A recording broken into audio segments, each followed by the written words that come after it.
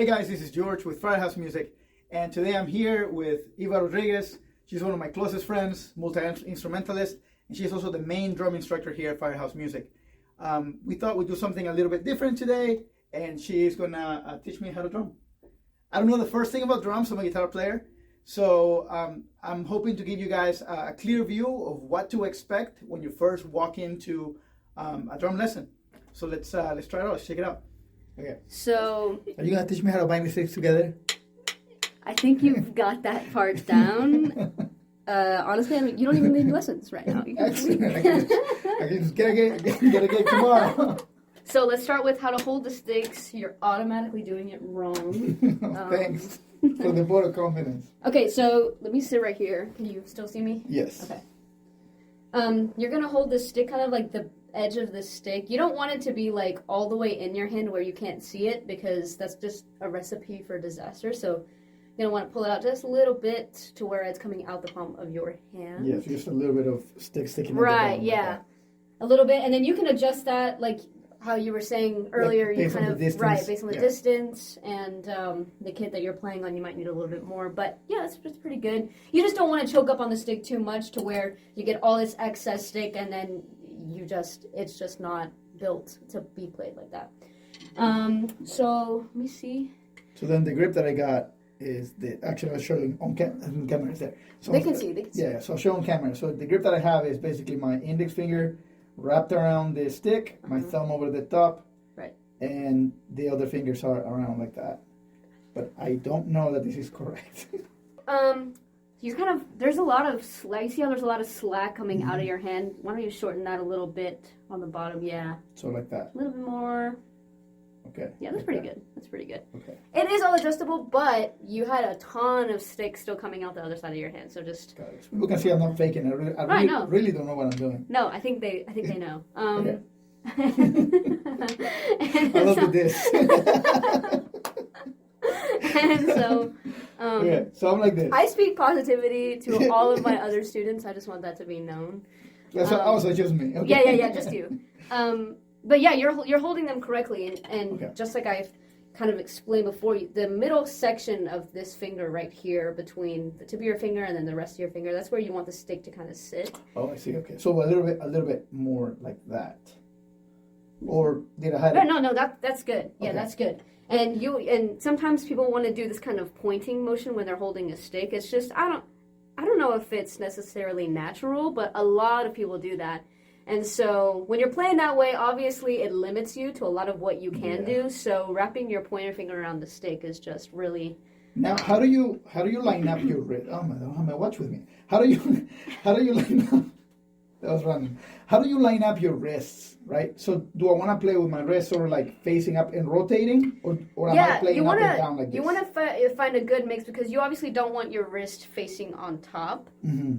And of course, it depends. It all depends on where you are on the kit. It changes. So like if my left hand is on the snare and my right hand's on the hi-hat, you can see my wrist from the top over on the hi-hat. So like this. Lower your wrist just a little bit. Yeah. So you see how before you were kind of like propped up over like top, that? Yeah. Right, yeah. There you go. Oh, I see. But then, when you move over, depending on where you're playing, if the right hand then were to go to the floor tom, then you would see more of the top of my hand. So now you're more like this. Right, yeah. Oh, I see. So it's all really just depending on where you are on the kit. If we're just playing on the snare drum, normally I like to see not necessarily the wrist over top like this, and the camera can't see me, but you can. Not like this, right? Not like that. We're kind of turning your head. Yeah. That's perfect. Okay, so now that we know how to hold the sticks, normal sticking notation that I've seen always starts with the right hand automatically. So we go right, left. Yeah, perfect. Do that again. Do you know what notes you just played? I played a quarter note. Yes! Well, I mean, I guess it depends on the click, right? Because depending on how it's being counted, yes, right? Of course. Because if the count is really slow, it could be 1 and 2. You're absolutely correct. Yeah. But in sorry, this, I'm being a jerk. In this instance, you are playing a quarter note so well. No, I'm just kidding. You're playing quarter note, so we Yeah. just played 4 quarter notes, and unless the music specifically says to start with your left hand or even to start with your right and kind of change it up on you, normally if there's no sticking written underneath the music, it's just kind of assume that you're starting with your right hand. Right-handed drummers kind of get a cakewalk when it comes to the drums because they're kind of set up, just like every instrumentalist, a guitarist. You know, you don't have to try hard to find a right-handed guitar. You don't have to try hard to get your drum set up for the right hand. But left-handed drummers I've seen play a lot of different ways. This kit is a right-handed kit, and you are right-handed, so we're gonna. Yeah, look at you. You already got it done. So if I was left-handed, would the hi-hat be on this side?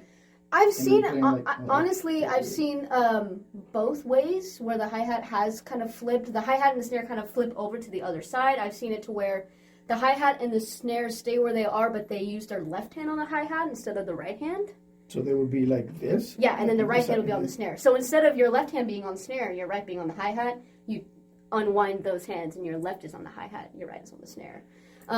They'll move their right cymbal over also to the left, so it's easier to play with their left hand. Mm-hmm. But the good thing about the drums is that it's very customizable to how you play, and so maybe somebody isn't left-handed and they still want to play that way. That is completely up to them, and they can just change their drums around to reflect that. But again, in this case, you're right-handed, whether you like it or not. So your left hand's going to go on snare. Left hand right. Yeah. Right on hi-hat. Yeah. Hang on, I think my grip just got screwed up. Let me fix it. All right. Okay. So we're here and here. Yeah. My foot, I'm assuming I'm going to go on the pedal for the kit. Let's go over, while you're kind of situated like that, let's go over the names of these drums that we have in front of us. So the hi-hat is going to be what you hit with your right hand. Go ahead. There you go. And we have a pedal here, right? We do have a pedal. So on an acoustic set of drums, the hi-hat is 2 cymbals that when the pedal is pushed down, they're squashed together, so you get that closed hat sound. And then when you lift it up, the cymbals are kind of bouncing off each other. You get that open sound. And for electronic drums, it's harder to hear that and to see it physically, but that is the sample is a little bit different. It is a little different, yeah, but it's electronic, so you're gonna get different. Yeah, whatever the trigger is called. Exactly. It's gonna give you. The snare is right where you're gonna hit with your left hand or your right hand, whatever you want to hit it with. Oh yeah. So yeah, because I'm like right, this. because so if you're cross right, and then those 3 drums next to the snare are toms. Tom 1, Tom 2. Sometimes the last tom is called the floor tom if it's sitting on the floor.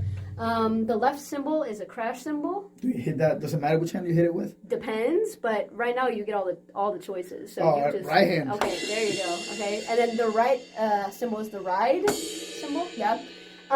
Again, for drums that are all customizable, some people like their crash on their left and then their right on the right, or a crash on the left and right and then the right on the left. You know, it's all whatever you want to do, how you want to have your drum set up. In this case, crash left, right to the right. I like my cymbals like to always have a crash on the left and the right to the right. I don't know why, but that's just how I like my cymbals. So that's the way they're set up in here.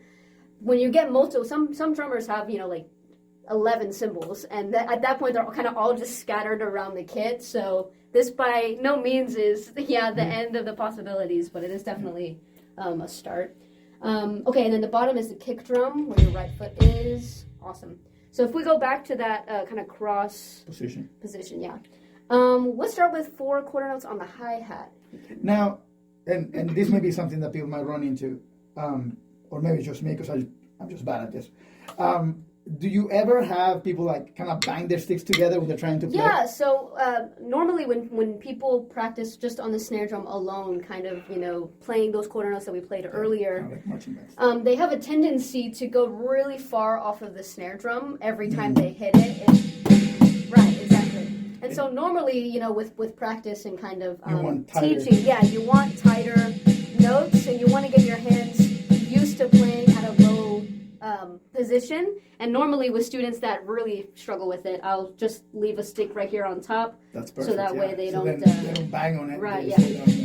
But that does happen if you can't train yourself to kind of dynamically control your sticks. When you are playing on the hi-hat, you'll get a lot of that clicking because your sticks are kind of bumping into each other, right? Yeah. So as long as you keep that snare stick kind of low, then you shouldn't have that problem. And in terms of like grip strength, are you really choking it up with these 2 fingers and these fingers are just kind of hanging out here, or are you like choking it up? Well, the majority of the pressure that you're holding the stick is with your thumb and the index finger. These other fingers, I don't want to phrase it as to where like you're playing with just, no fingers at all. But so, these aren't here. You can grip the stick like this. Mm-hmm. I know this is hard because the camera can't see me. You can grip your stick like this, and when you're playing it... I'll try to ape your grip so people can see it. Right, so yeah. Like this. Right.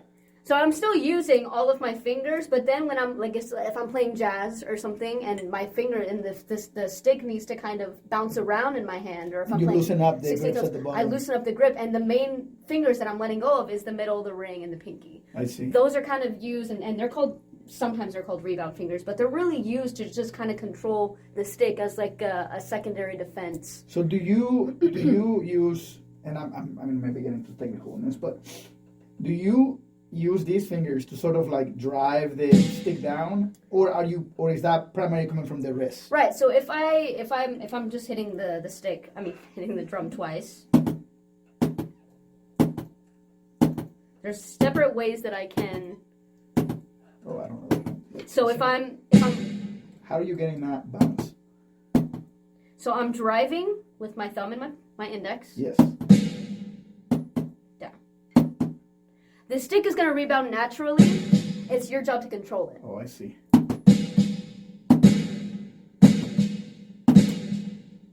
feel like it's catching on my hand. Yeah, so you have to have this point right here that you have between your thumb and your index. It's really important. If you're not holding onto it tight enough, the stick just kind of falls out of your hand. When you're putting pressure on it and pinching it, almost like you're pinching something. That's the kind of the best way that I can describe it. That's giving you the majority of your control on your stick. And you're opening up your fingers as you strike.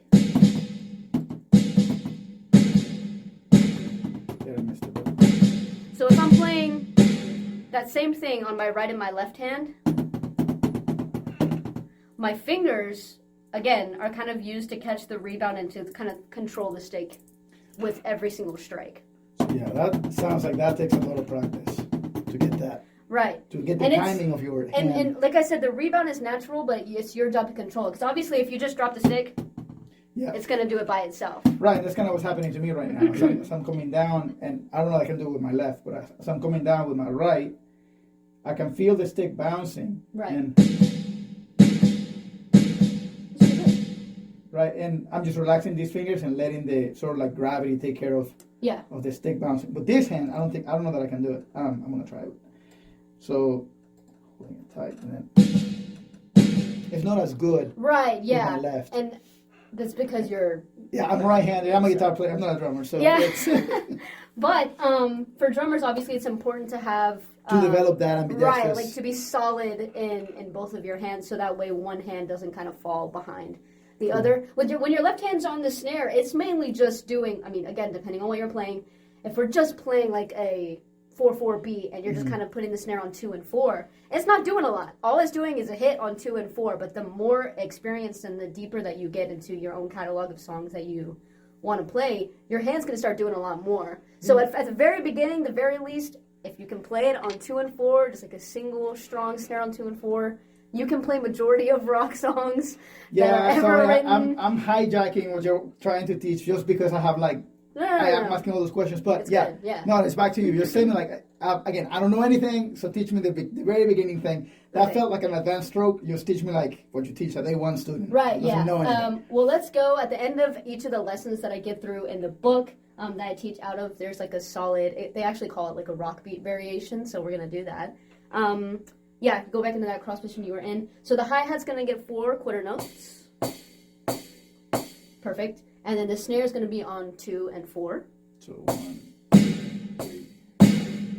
Play again. Okay.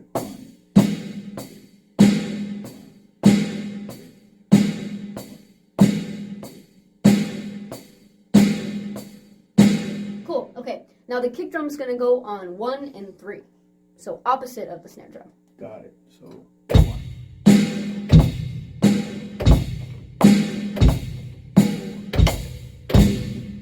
I fell apart there. No. Yeah, that started off really strong. Yeah, and then I fell apart. Okay, let's try 3, 4. 1, 2, 3, 4. Dang it. 1, 2, 3, 4.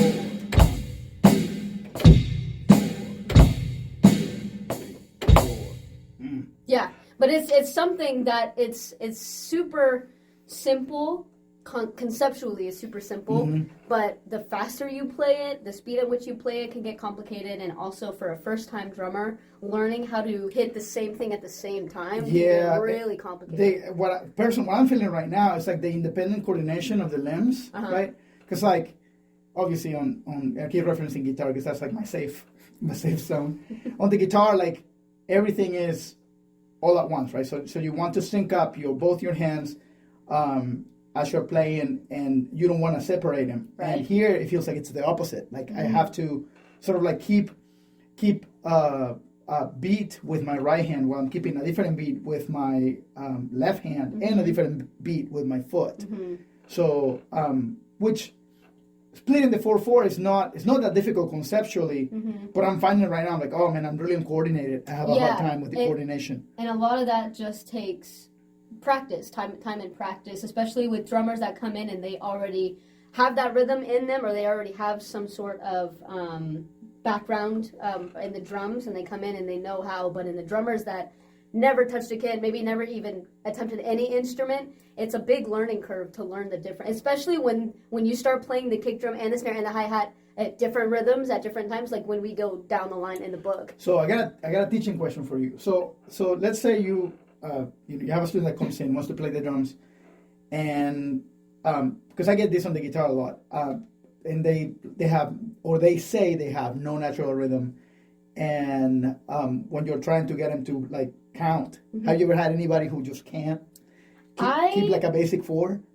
I have had students that it takes them a while to get the hang of it, like to play it, to repeat that same measure. They can play it once normally, but sometimes, it's choppy, like the 1 and the 2 will be miles away from the 3 and the 4, but they'll play it. So at that point, I use a metronome, and my metronome that I have counts out loud for them. I want to say I haven't ever had anybody struggle that much, because everybody can count to 4. Like that's, very elementary stuff. Even the kids that are literally elementary that come in here, they know how to count to 4. And so when I'm explaining quarter notes to them, and I'm explaining it in a way that just count to 4, it's super simple for them to kind of grasp onto that concept and be like, okay, now I hit this on 1, this on 3, this on 2, this on 4. But over time, when you start a tempo super slow, it can be the slowest tempo you've ever heard in your life, but they can play it most of the time because it's going so slow. And then every time that they play it, I up the tempo by 5 beats per minute, 10 beats per minute. And then before I know it, they're already, playing at 100 beats per minute. And that, like I said, that drum beat that we just did right there's other variations of it, but put on any rock song, and 9 times out of 10, you're just going to have a simple, like 2 and 4 on the snare. Maybe maybe with 8 to the hi-hat. Right, yeah. And so, but I don't think I've ever had a student that comes in and just is completely blind to... They can't even keep up. That being said, the first lesson and the second lesson, there's a major jump from quarter notes to eighth notes. So there's leaves no time to even sit and digest a lot of the information unless they practice. So if they come in and they learn the whole first lesson and they come in the second lesson and they hadn't practiced or they haven't looked over it again, it's like having to go back and teach quarter notes, because it's impossible to try to teach eighth notes to somebody that can't even play quarter notes first. Yeah, and I think that's true of pretty much any instrument. Like right. If you're playing like on the guitar, you have to practice your first lesson, otherwise you don't progress to the next. It's like you said, it's impossible to advance the technique if you didn't practice your first lesson. Yeah, and normally even for the students that are having a hard time, whether it's reading the music or playing it on the snare drum, there's one song that I teach all of them, especially the ones that are struggling, not every single one, but if I can tell that they're kind of not having a great time, because the drums, they look like you're just beating around on a bunch of stuff. Yeah. And you are, but they can get pretty complicated pretty fast, especially on somebody that has never sat in front of a drum kit before. So usually I'll have them put their right hand on the floor tom, and then their left hand on the snare, and then do me a favor, hit like tom, tom, and then snare, and then do that over and over again. Oh my God. I've never had a student not be able to do that. And even that in and of itself is a little cheesy, but the smile that always cracks across their face I started to laugh when they can play something like that, it just, kind of confirms to them, like, you can do it. It might look a little different. We're hitting different things, but you can play the drums kind of thing. So. Nice. Yeah, I mean, now I'm convinced that I can play the drums. I just got to practice. You can. I just got to practice. Nice. Sign up right now. Cool. Do you have anything else that you want to add or to people who, like me, who don't know anything about this thing? The drums, like any other instrument, is an endless avenue of fun. And I don't think there's ever been a time where a student brings in a song that I'm like, I hate this song. It's always a different drum beat every time. And I make jokes about, rock drums being all the same. They are and they aren't. Like I just taught a Hopper teacher, Van Halen, the other day, and that song is crazy. Yeah, there's a lot of tom work in the beginning. It is crazy, and even like a double kick, which we don't have, but we kind of make it work in here. But songs like that, they're so much fun to play, and once you get simple rhythms under your belt, and then we kind of get into more complex stuff, it just kind of always comes as a second nature to the drummers that I've taught here. So even if it seems like really foreign and uncomfortable at first, as soon as they get the hang of it, as soon as they start practicing and learning more and more, I just see it become such a joyful instrument for most of the students that play it. Also, great anger management. I mean, to be honest. Hopefully not on the electronic kit. Hey. Whatever happens in these walls stays in these walls. I have had students break a couple sticks on these kits, but it stands the test of time. So, I mean, that's impressive. Yeah, hey, Roland. Maybe they'll sponsor us someday. Roland V drums are fantastic, actually. You get so many sounds from this kit. Cool. Sponsor me. Yeah, right. But yeah, that's about it. Yeah. Nice.